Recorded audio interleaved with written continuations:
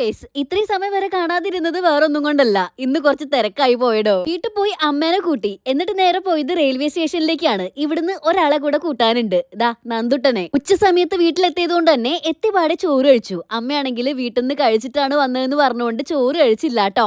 ഞങ്ങൾ വരുന്ന വഴിക്ക് കുറച്ച് മാങ്ങ വാങ്ങിയിട്ടുണ്ടായിരുന്നു, അത് ജ്യൂസ് അടിക്കാനുള്ള തത്രപ്പാടിലാണ് കേട്ടോ. അമ്മയാണെങ്കിൽ മാങ്ങയൊക്കെ മുറിച്ച് മിക്സിയുടെ ജാറിലാക്കി തന്നിട്ടുണ്ട്, ഞാൻ അത് ജ്യൂസ് അടിക്കുകയും ചെയ്തു. പിന്നെ ഇവരെല്ലാവരും ഇന്ന് വീട്ടിലേക്ക് വരാൻ വേറൊരു കാരണം കൂടെ ഉണ്ടേ.